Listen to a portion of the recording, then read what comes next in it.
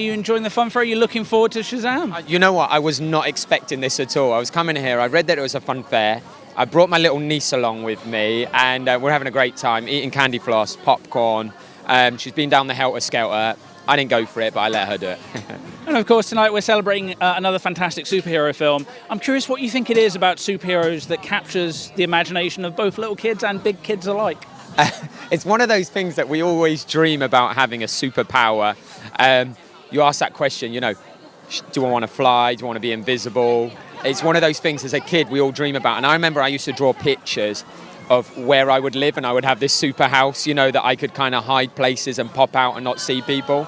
And I think whether you're a child or you're an adult, you just imagine, and that imagination just keeps coming back to you. So, is that what it feels like when you're performing for people, particularly on a show as beloved as Strictly?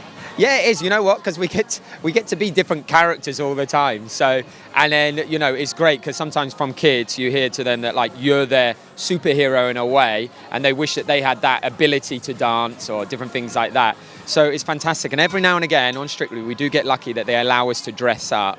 I haven't been a superhero yet, but I've been a policeman, and that was pretty close to it. So.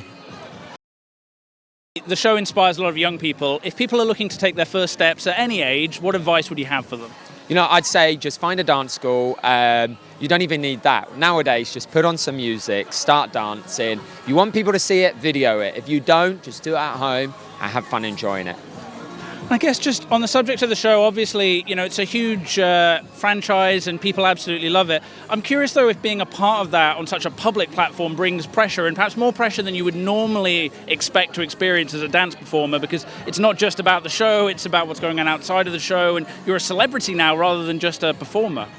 Yeah, it's, you know what, even as competitors when we used to compete, it was the same thing. So we kind of got used to it a little bit. Okay, it's a bigger scale because while the show's on, you start going around, everyone wants to talk about the show, which is great, you know, but you just kind of let that go over your head. You're still the normal person that's from the street, you know, just living your normal life, so it doesn't really matter. I think fans are very excited about the Pro Tour, and there's a sense that that's something a little bit different from what they've experienced with previous Strictly live shows. Can you tell us a little bit about why people should make sure they get tickets for that when they can? Yeah, you know what? It's great because with the Pro Tour, there's only pros. So there's no celebs involved. We're just there on our own. I think it's going to be a high-impact show.